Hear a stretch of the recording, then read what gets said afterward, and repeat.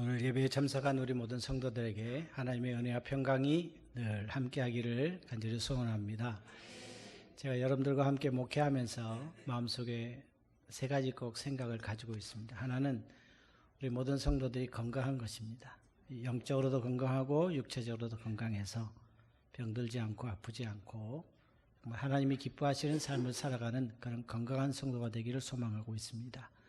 여러분 늘 기도와 말씀을 통해서 여러분들의 영혼을 건강하게 다듬고 또 육체 연습도 열심히 해서 주님이 오라 하실 때까지 남에게 신세지거나 남에게 불편함을 끼치지 않도록 우리 모두 다 건강해지기를 바라겠습니다.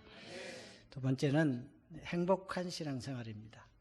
우리 가족인데 우리 다 믿음의 식구들인데 행복해야 되지 않겠습니까? 우리 성도 다르고 이름도 다르고 살아온 환경도 배경도 다 다르지만 주님 안에서 한 가족이기 때문에 서로 사랑하고 위로하고 이해하고 배려하는 그런 모습을 통해서 우리의 신앙생활이 아주 소금을 씹는 것이 아니라 정말 행복한 아주 향긋한 그런 냄새를 서로 나누면서 정말 누가 보더라도 우리 교회가 행복한 교회구나 그런 인식을 갖도록 우리 모두 다 행복을 만들어내기를 주의 이름으로 축복합니다. 세 번째는 어차피 우리 인생이 끝날 때가 다 있잖아요. 그 끝날 때 우리 인생을 다 점검하고 돌아보면 내 개인의 발자국이 아니라 하나님의 발자국이 남겨지도록 인생을 잘 마무리할 수 있는 우리 모두가 되길 바랍니다. 마지막 날에 그날 당일날이 아니라 매일매일의 삶을 우리가 하나님의 발자국을 남기면서 살다가 인생 마칠 때 우리 믿음의 후배들이 또는 자녀들이 하나님의 발자국을 우리 부모로부터 발견할 수 있는 그런 삶이 되기를 소망합니다. 이런 생각을 가지고 저와 함께 이 믿음의 길들을 걸어가고 있습니다. 근데 여러분 우리가 믿음의 길을 걸어가고 있지만 우리가 너무나도 쉽게 자주 상대방에게 상처를 주거나 또는 상처를 받기도 합니다. 나도 모르게 다른 사람에게 상처를 주기도 하고 또 상처를 받기도 하고 목사가 성도들에게 상처를 주기도 하고 성도가 목사에게 상처를 주기도 하고 성도들끼리도 상처를 주고받습니다. 애써 참고 견디고 이해하고 하지만은 그 상처가 조금씩 깊어지고 더 많은 상처를 안고 있습니다. 해결하지 않고 쌓여가면 언젠가는 그게 호미로 막을 것을 가래라도 못 막는 엄청난 큰 문제가 될 수 있습니다. 그래서 이 상처를 주고받는 일들이 없어야 되겠고 혹 있다면 잘 해결하는 지혜가 필요합니다. 우리가 신앙생활하면서 나와 다른 사람과의 관계 속에서 일어나는 일 중에 특별히 내가 다른 사람들에게 잘못한 일을 했을 경우에는 어떻게 해야 되겠습니까? 오늘 주님께서 산상수훈에서 우리에게 분명히 말씀해 주고 계시죠. 마태복음 5장 23절 24절 우리 같이 읽어보겠습니다. 시작. 그러므로 예물을 제단에 드리다가 거기서 형제에게 원망될 만한 일이 있는 것이 생각나거든 예물을 제단에 두고 가서 형제와 화목하고 그 후에 와서 예물을 드리라. 아멘. 주님께서 분명히 말씀하시죠. 생각나거든 가서 화해를 하고 화목하게 한 다음에 와서 예물을 드리라. 이렇게 말씀하시죠. 믿음의 공동체 안에서의 화목이 얼마나 중요한 가치인지를 말씀하고 있습니다. 화목을 깨트려서도 안 되고 화목이 깨졌다면 그 화목을 다시 회복시키는 역할이 저와 여러분들에게 있습니다. 우리가 연약해서 다른 사람들에게 나도 알지 못하는 사이에 상처를 줄 수가 있는 거지요. 혹 그런 일들이 있다면 반드시 여러분들 하나님 앞에 회개하시고 다른 성도들과의 관계를 다시 회복하기를 바랍니다. 그러면 여러분 반대인 경우는 어떨까요? 다른 사람이 내게 상처를 주었을 때 나는 어떻게 해야 될까요? 그것이 오늘 우리가 함께 봉독한 15절, 16절, 17절의 말씀입니다. 조용히 그 사람하고만 상대해서 그 사람을 권고하면 얻을 것이다. 근데 만약에 내 말을 듣지 아니하면 두세 사람을 데리고 와서 증인을 서게 해라. 그 말도 듣지 않으면 교회에 얘기하고 교회가 권면할 때 듣지 않으면 이방인과 세리같이 취급해라. 그것이 오늘 주님의 말씀인데 지금까지 주님이 하신 말씀과는 전혀 다른 분위기, 다른 느낌을 가질 수 있는, 어떻게 보면 예수님이 굉장히 냉정하다라고 여길 정도의 말씀을 하고 있습니다. 3번 취하고 난 다음에 그 3번째에 말 듣지 않으면 쫓아내라는 것이냐 하는 거지요. 21절 보면 베드로가 예수님, 형제가 내게 잘못하면 몇 번 용서할까요? 7번 할까요? 할 때 7번씩 70번 하라고 하신 말씀과는 좀 충돌을 일으키는 말씀이에요. 주님이 오늘 15절, 16절, 17절의 말씀을 하시는 의도가 뭘까? 주님이 진짜 무엇을 말씀하려고 하시는 걸까? 하는 질문을 해봐야 돼요. 예수님의 의도는 뭘까요? 교회 공동체, 믿음의 공동체는 서로 용서하고 사랑하는 공동체라는 것입니다.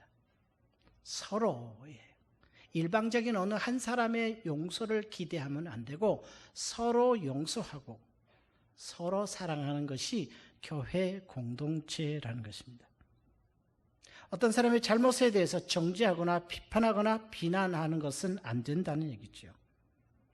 교회는 어느 누구도 업신여김을 받는 그런 사람이 있어서는 안 되고 세상에서 버림을 받은 사람이 할지라도 찾아와서 위로받고 용서받고 안위를 받는 유일한 것이 교회라는 것입니다. 찾다 못 찾아서 찾을 수 있는 곳, 마지막 찾을 수 있는 곳 바로 교회라는 것입니다. 주님이 이렇게 말씀하시는 것은 정죄는 내 몫이다라는 거예요. 비판하는 것은 내 몫이지 너희들의 몫이 아니고 너희들은 그저 용서하고 사랑만 해야 된다라고 말씀하시는 것이죠.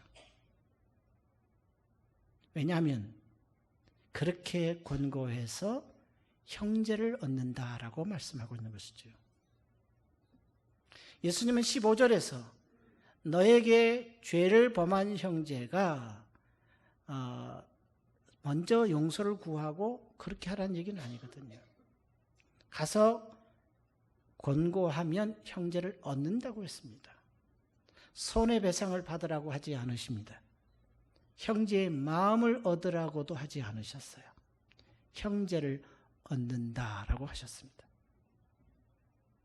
여러분, 그렇다면 얻는다라고 한다면 이 죄지은 형제는 반대로 잃어버린 자입니다. 주님은 계속해서 지금 잃어버린 자를 찾아야 된다는 말씀을 하고 계시고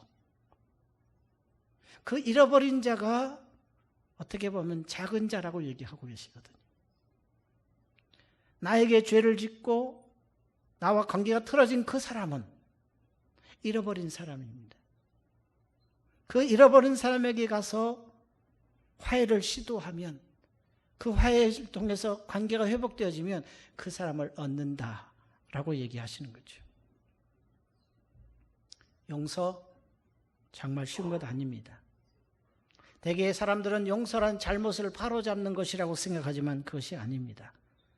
가해자인 상대를 사랑하는 것이고 최소한 용서는 긍휼을 여기는 겁니다. 그 사람을 불쌍히 여기는 것이 용서입니다. 근데 우리가 평소에 용서가 잘 안 됩니다. 그 이유는 그 상대가 저지른 잘못과 그 결과를 생각해 보기 때문입니다. 여러분, 나에게 심한 말과 모욕을 준 사람은 나에 대해서 가해자입니다. 그리고 그 말을 듣고 상처받고 아파하고 입맛 떨어지고 잠 못 자고 하는 나는 피해자입니다. 나에게 피해를 준 것을 알면서도 용서를 구하지 않고 외면하고 저 잘났다고 더 목에 힘주고 막 설쳐대는 그 꼴을 보면 도무지 밥을 먹을 수가 없는 게 우리입니다. 억울하고 밤새 끙끙 앓고 잠 못 자고 눈 퉁퉁 부어서 나타나는 나인데 나에게 그 심한 모욕을 준 사람은 얼굴도 예쁘게 화장하고 뽀얀 얼굴에 온갖 치장을 다 하고 나타나면 그건 정말 눈뜨고 볼 수 없는 일이죠. 평소에 사이가 좋았던 사람이 어느 날 갑자기 돌변해서 내게 심한 모욕을 했을 때 마치 뒤통수를 얻어맞는 것 같은 느낌, 아마 한두 번 겪을 수도 있었을 겁니다. 그래서 우리는 이렇게 얘기합니다. 네 절대 용서 안 해.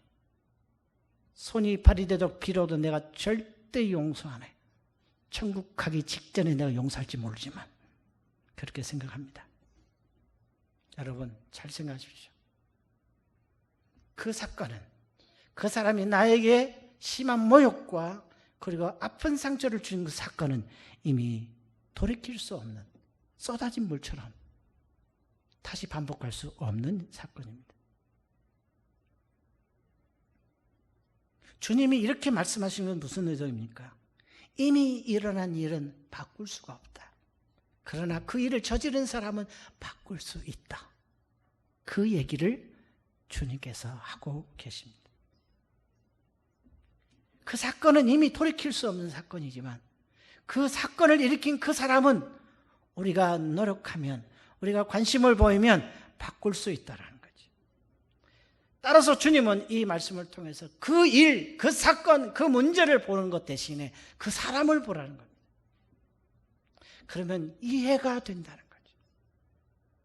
최소한 저 사람은 잃어버리지 않아야 되겠다는 마음을 갖게 된다는 거예요. 이런 마음이 없으면 사건을 보지 않고 사람을 보면 잃어버리지 않을 수 있지만 사람은 보이지 않고 그 사건만 보이고 그 결과로 인해서 내가 상처가 너무 크다라고 생각만 하면 화해가 되지 않습니다.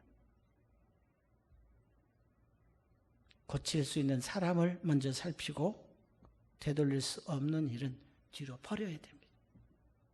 반대면 절대 화해가 되지 않습니다. 용서는 할 수 없는 거예요. 주님이 오늘 우리에게 하시는 말씀이 뭡니까? 우리의 생각과 우리가 지금까지 했던 습관들을 갈아엎고 주님이 원하시는 생각을 가지고 주님의 삶의 모습을 가지고 살라고 말씀하시는 겁니다. 그렇다면 여러분, 이 석절을 통해서 주님께서 우리에게 하신 이 말씀이 우리의 마음속에 어떤 교훈으로 받아들여져야 됩니까? 어떻게 우리가 마음속에 새겨서 주님이 원하시는 생각을 가지고 살아가야 할까요? 저는 오늘 두 가지를 여러분들에게 말씀드리면서 우리 함께 주님의 생각을 가지고, 내 생각이 아니라, 내가 지금까지 가져왔던 생각이 아니라 주님의 생각으로 내 생각을 바꿔서 주님이 원하시는 대로 서로 용서하고 사랑하여 화목한 교회 공동체, 주님이 기뻐하시는 교회 공동체로 만들어가는 귀한 역사가 있기를 주의 이름으로 축복합니다. 그 첫 번째는요, 피해를 당한 피해자가 먼저 찾아가 권고하라는 것입니다. 우리 15절을 같이 읽겠습니다. 시작. 네 형제가 죄를 범하거든 가서 너와 그 사람과만 상대하여 권고하라. 만일 들으면 네가 네 형제를 얻은 것이요. 아멘. 네 형제가 죄를 범하거든 그랬어요. 무슨 죄를 졌습니까? 이것은 하나님께 대한 어떤 교리적인 이런 이단 사상을 전하는 그런 것이 아니라 성도들끼리의 관계 속에서 벌어지는 죄예요. 그리고 앞에 문맥부터 쭉 이어 내려오면 이 죄는 다른 사람을 업신여기는 죄입니다. 여기 누구에게 죄를 지었는 자가 없어요. 그러나 문장을 보면 이게 나에게 죄를 지은 개인적인 죄라는 것을 알 수 있고, 여러분들 성경에 보면 7이라고 쓰여져 있습니다. 여기 죄를 범하거든 할 때 앞에 7사인데 밑에 보면 이렇게 되어 있죠. 어떤 사본에 4개의 죄를, 여러 4개의 죄를이라는 것이 삽입되어 있다라는 거예요. 이 벌게이트 판에 보면 그것이 이제 기록되어 있습니다. 결국 뭡니까? 내게 죄를 지었다, 어떤 형제가. 근데 그 죄는 업신여기는, 실족하게 하는 죄입니다. 이 죄가 얼마나 심각한지는 여러분 설교를 들어서 아시겠지요. 주님이 차라리 연자 맷돌을 메고 바다에 빠지는 게 더 낫다라는 거예요. 왜? 실족하게 하는 사람에게 하나님이 엄청난 무서운 심판을 하고 있기 때문에 그 심판을 우리가 감당하지 못하는데 차라리 먼저 죽는 게 낫다라고 할 정도로 그 죄의 심각성을 말씀하고 계셨어요. 얼마나 심각한지를 그러나 우리는 간과합니다. 남에게 지나간 말 또는 의도를 가졌던 내가 말로 한 것에 대해서 사람들은 심각성을 갖지 못하고 있다는 거죠. 여러분, 사람이 가장 견디기 힘든 고통이 뭐겠습니까? 질병에 걸린 것입니까? 그럴 수 있어요. 돈을 잃어버렸습니까? 한 1,000만 원 정도? 잠 잡니까, 여러분들? 돈 1,000만 원 잃어버렸어요. 사기 맞았어요. 잠 잘 주무시는 분 존경해요. 잠 못 잡니다. 그 쓰라린 내가 어떻게 해서 번 돈인데 그걸 사기 맞아? 잊을 수 없는 고통이에요. 그러나 여러분, 진짜 우리의 마음을 휘비고 고통 주고 있는 가장 큰 고통은 돈 잃어버리거나 병나서 얻는 고통 아니에요. 그보다 더 심한 건 뭡니까? 다른 사람이 나에게 상처를 준 거예요. 멸시와 비방을 다른 사람부터 받았을 때 견딜 수가 없는 고통이에요. 내 인격을 훼손하고 내 자존심을 흔들어 놓았어요. 자, 이러면 누가 먼저 사과해야 되죠? 누가 먼저 사과해야 돼요? 내가 먼저 사과해야 됩니까? 나한테 피해를 준 사람이 나에게 와서 사과를 해야 됩니까? 아니, 솔직하게 얘기하세요. 오늘 주님 얘기하지 말고. 누가 먼저 사과해야 돼요? 가해자가 사과를 해야죠. 그게 상식이에요. 나에게 피해를 끼친 사람이 사과를 안 하고 용서를 구하지 않으면 여러분들은 어떻게 합니까? 절대 용서 안 해요, 나도. 그게 우리라고요. 근데 주님은 그런 생각이 잘못됐다고 얘기하시는 거예요. 반대로 얘기하시는 거죠. 피해를 입은 내가 가해를 한 그 형제에게 찾아가서 개인적으로 만나서 권고하라는 거예요, 여러분. 여러분, 권고라는 단어가 여러 가지가 있는데 여기서는 엘렌코라는 단어를 썼는데 이 권고라는 단어는 꾸중하고 추궁한다는 얘기가 아닙니다. 그 사람이 자기가 죄인이라는 것과 자기가 무슨 죄를 지었는지를 인식시켜주는 행동이에요. 조곤조곤 설명해서 너 이런 죄를 지었어. 그래서 깨닫고 올바른 길로 인도하는 것이 권고입니다. 그를 가해자가 하는 게 아니라 피해자가 하라는 얘기예요. 이것은 관계 회복이 손해배상보다 더 중요하다는 거예요. 사죄보다 용서를 구하는 것보다 관계 개선이 더 중요하다는 거예요. 그는 형제라고 얘기했습니다. 형제가 바로 교회 공동체 안에서의 성도들끼리 이런 문제가 있을 때 피해를 입은 사람이 당연히 가해한 사람에게 용서를 받아야 된다고 생각하지만 주님은 그렇게 말씀하지 않는 거예요. 두 사람 사이에 비밀로 하라는 겁니다. 그것은 제3자의 개입을 원천적으로 차단하려고 하는 거예요. 여러분, 두 사람의 문제가 제3자가 개입하면 반드시 문제가 더 커져요. 그래서 두 사람의 문제는 두 사람에게 끝내야 돼요. 입을 다물고 조용히 해결하라는 거예요. 제3자, 제4자가 알기 시작하면 걷잡을 수 없이 번지는 게 사람 사이의 문제예요. 은밀하게 하라는 것은 화해한 후에도 다른 사람에게 화해했다는 말조차도 하지 말라는 거예요. 여러분, 우리가 굉장히 많은 유혹을 받아요. 집사님, 제가 아무개 집사를 용서하기로 했어요. 그 사람 참 용서하기 어려운데 제가 용서하기로 했어요. 이렇게 말하는 것은 진정한 용서가 아니라는 거예요. 그건 자기를 드러내는 거예요. 피해를 입은 내가 나에게 상처를 준 그 사람을 조용히 찾아가서 은밀하게 권면하고 그래서 그 사람이 자기의 잘못을 깨닫고 돌이키면 주님께서 뭐라고 얘기하십니까? 그 형제를 얻은 것이라고 말씀하고 있어요. 여러분, 이렇게 할 수 있습니까? 이거 쉽지 않습니다. 내가 그렇게 한다고 해서 주님 말씀에 따라서 내가 그렇게 한다고 해서 그 사람이 받아들일지도 모르고, 아니 나는 도무지 열불나서 그렇게 못 하겠다는 게 많은 사람들이 얘기해요. 그런데 주님은 그렇게 하라고 말씀하셔요. 어떻게 가능합니까? 데이비드 시멘즈라는 상담가가 모든 그리스도인들의 정서적인 문제의 원인을 여러 가지로 얘기하면서 결과적으로는 두 가지의 문제라고 얘기합니다.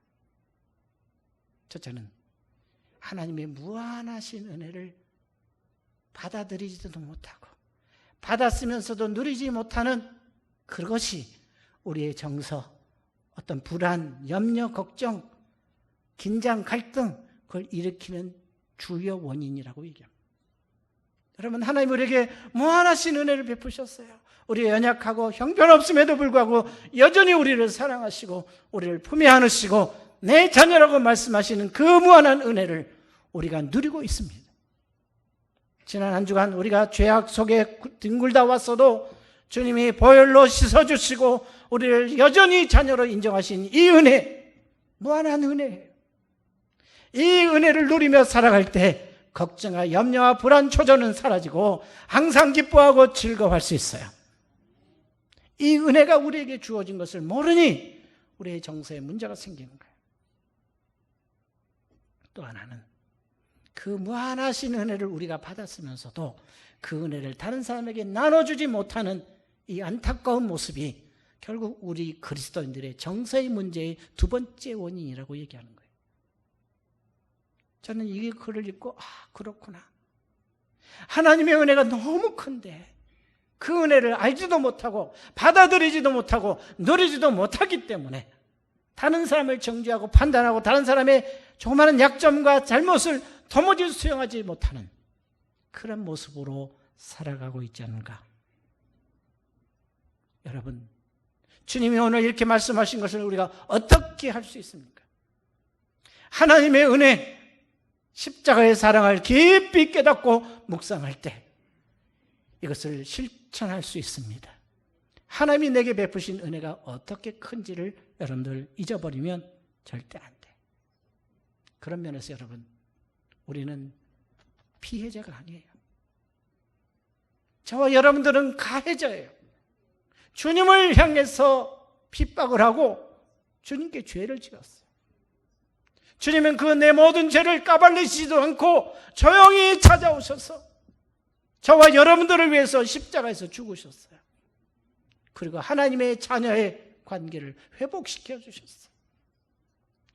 피해자인 주님이 가해자인 나에게 찾아오셔서 너 죄지었지라고 정죄하지 아니하고 우리를 용서하고 계셔요. 과거에 지었던 죄도 용서하셨고 지금 짓는 죄도 용서하시고 앞으로 지을 죄도 용서하시는 이 은혜를 기억하시기 바랍니다. 아는 가해자예요.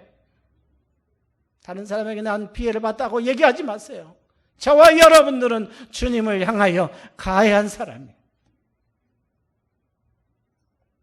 이 십자가의 사랑을 알면, 하나님의 은혜를 알면 다른 사람이 지은 죄를 곱깝게 여기고 판단하는 것이 아니라 안타깝게 여길 수 있는 마음이 있는 거예요. 최소한 저 영혼을 잃어버리지 않겠다는 마음이 생기는 거죠. 이 마음 없으면 하나님의 은혜가 없는 거예요. 잊어버린 거예요. 하나님의 은혜를 상실한 거예요.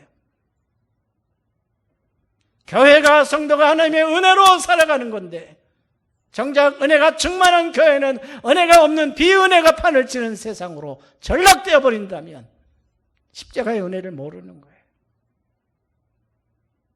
그래서 주님이 먼저 찾아가서 은밀하게 권고하면 얻는다고 그랬어요. 여러분, 우리가 교회 공동체 안에서나 가정에서나 이러한 주님의 말씀대로 순종하려면 날마다 하나님의 은혜를 사모하시고 십자가의 사랑, 그 놀라운 사랑을 늘 기억하며 살기를 주의 이름으로 축복합니다. 그래서 내가 손을 먼저 내미는 거예요. 두 번째는 나에게 상처를 그 사람도 억울해하지 않게 만들라고 얘기하십니다. 16절을 같이 읽겠습니다. 시작. 만일 듣지 않거든 한두 사람을 데리고 가서 두세 증인의 입으로 말마다 확증하게 하라. 아멘. 신명기 19장 15절을 배경으로 하고 있는데 한 사람의 증인이 아니라 두세 사람의 증인으로 서야 어떤 사건이 성립이 된다는 거죠. 근데 오늘 주님께서 말마다 확증하게 하라는 거예요. 이 말은 뭡니까? 문제가 되었던 말은 사건이 그가 행한 범죄라는 것을 확정한다는 의미를 가지고 있어요. 자기가 하는 건 몰라요. 지금 개인이 가서 얘기했는데 나는 그런 일 한 적 없다고 오히려 적반하장식으로 대든다면 감당할 수 없잖아요. 자기가 지은 죄가 뭔지도 모르고 있는 그 사람에게 어떻게 개인적으로 계속 얘기합니까? 그래서 두세 사람이 가서 증인을 서서 당신이 이러한 죄를 지었습니다라고 얘기해서 아 그렇구나 내가 죄를 지었구나 라고 생각하고 거기에 합당한 벌을 받는 것이 내게 억울하다라는 생각이 들지 않도록 그렇게 배려하라는 주님의 말씀이에요. 한마디로 엄정하고 공평하게 판단을 해서 억울합니다라는 말을 하지 않도록 하라는 거죠. 그래서 내가 범한 죄에 상응하는 벌을 받고 있구나 라고 생각하게 만들라는 거죠. 주님이 얼마나 배려를 잘합니까? 여러분 우리는 이렇게 되면 어떻습니까? 너 내 말 들었는데 고백을 안 해? 두고 보자. 우린 보통 이렇게 해요. 근데 주님은 뭐예요? 두세 사람 데리고 가라고요. 이 두세 사람의 증인도 듣지 않으면 우리는 어떻습니까? 완전히 이 사람은 우리 교회 안에서 왕따입니다. 근데 뭐라고 얘기합니까? 주님은 17절 읽습니다. 시작. 만일 그들의 말도 듣지 않거든 교회의 말하고 교회의 말도 듣지 않거든 이방인과 세례와 같이 여기라. 아멘. 여기 듣지 않거든이 두 번씩이나 나와요. 이 말은 무심코 듣거나 무시하는 거예요. 남의 말 신중히 듣지 않고 오히려 방관한 자세로 건성으로 듣거나 완전히 무시하는 사람들이 있어요. 목사가 권면을 해도 성도끼리 권면해도 마이동풍이에요. 듣지 않아요. 그러면 참 답답한 거예요. 그런데 주님이 뭐라고 얘기했습니까? 교회로 하여금 잘 설명하고 이때 교회는 당회나 재직회가 아니라 우리 모든 성도들의 모임이에요. 이 말은 어느 한 개인을 두고 모든 사람들이 그 사람의 죄가 무엇인지 그 사람이 고쳐야 될 것이 무엇인지를 연합해서 그 사람을 살리라는 얘기예요. 만약에 듣지 않으면 이방인과 세리같이 여기라. 이방인과 세리는 유대 공동체에 들어올 수 없는 공동체 밖의 사람이에요. 이방인과 세리같이 여기라는 것은 그 사람과 모든 성도들이 교제를 끊어라 하는 거예요. 접촉을 하지 말라는 얘기예요. 이 얘기는 쫓아내기 위해서 접촉하지 말라는 것이 아니라 아 나도 이 교회 공동체에서 외톨이가 되었구나 더 이상 교제하지 못하는구나 하는 그런 압박감을 느껴서 그러면 이 문제가 뭘까? 왜 이렇게 됐을까? 자기의 죄를 찾아서 회개와 반성의 기회를 주게 하려는 목적에서 그렇게 하는 거지. 3번 말 안 들었다고 잘라버리는 그런 주님의 의도가 아니라는 거죠. 여러분 잘못하면 잘못을 해놓은 사람이 오히려 억울하다고 하는 일이 생겨날 가능성이 많아요. 자기 잘못은 생각 안 하고 나를 지적하고 나를 권면한 사람이 섭섭하다고 느낄 때가 있다고요. 나도 그런 거 몇 번 많이 겪어봤어요. 참 어려운 일이에요. 그래서 형제 중에 범죄한 사람이 나 억울해하지 않도록 충분한 배려와 이해와 그리고 회개할 수 있는 기회를 주라는 것이 주님의 말씀이에요. 누가 이것을 할 수 있겠어요? 그러니 우리가 주님의 뜻을 알아야 되고 주님의 마음을 가지고 해야 되는 거지. 여러분 교회는요 판단하고 정죄하는 집단이 아니라 용서하고 사랑하는 화목의 공동체입니다. 이거 해결하지 아니하면 우리가 모여있지만 정말 분위기가 안 좋은 교회가 될 수 있어요. 과거에 받은 상처 때문에 부모 형제를 용서하지 못하는 사람들의 아픔, 지나간 문제를 가지고 몇 년이고 우려먹듯이 상대를 용서하지 않냐고 또 얘기하고 또 얘기하는 그들 내면의 아픔, 어쩌면 그게 나인지도 모릅니다. 해결되지 않은 관계의 무거운 짐에 눌려서 믿음은 꺾이고 주님이 주시는 자유와 기쁨은 사라져서 안타까운 현실 속에 놓여 있는 사람, 용서가 필요하고 자유가 필요합니다. 용서가 있는 곳에 자유가 뒤따르는데, 과거의 상처를 해결하지 않으면 마치 들끓는 용암처럼 어느 날 터져서 나도 남도 죽이게 될 수 있습니다. 다 잊어버린 듯 아무렇지 않게 살아가고 있습니까? 그 상처는 아물지 않고 언젠간 화산처럼 터질 때가 있어요. 묻습니다. 눈을 감으시고, 여러분 지금 어떻습니까? 누구와 원수 졌습니까? 누구를 상처 줬습니까? 어떤 사람에게 상처받았다고 생각합니까? 어떻게 해결하려고 하십니까? 무슨 생각을 가지고 살아갑니까? 내 방법과 내 시기와 내 어떤 것들을 조절해가면서 그것을 해결하려고 하십니까? 절대 안 될 것입니다. 하나님의 은혜, 십자가의 사랑을 기억하십시오. 내가 가해자라는 생각을 가십시오. 내가 하나님 앞에 주인님을 고백하시기 바랍니다. 그런 나를 용서하신 주님의 십자가 은혜를 잊어버리면 안 됩니다. 나의 상처를 주님께 아뢰고 상처의 원인이 된 누군가를 용서하기로 작정하십시오. 그게 내가 먼저 치유받는 길입니다. 그리고 주님의 말씀처럼 찾아가서 화해를 시도하시고, 그가 먼저 용서해야 된다고, 그가 용서를 구해야 된다고 고집부리지 말기 바랍니다. 인간이 가장 하나님과 가까워지는 때는, 인간이 하나님께 가장 가까워지는 때는 바로 자비를 주고받는 과정에 있을 때입니다. 오늘 이 시간 찾아가 은밀하게 화해를 시도할 수 있는 용기를 달라고 기도하십시오. 그리고 용서와 사랑으로 잃어버린 영혼을 찾는 축복의 역사가 있도록 우리 함께 동선을 기도합니다.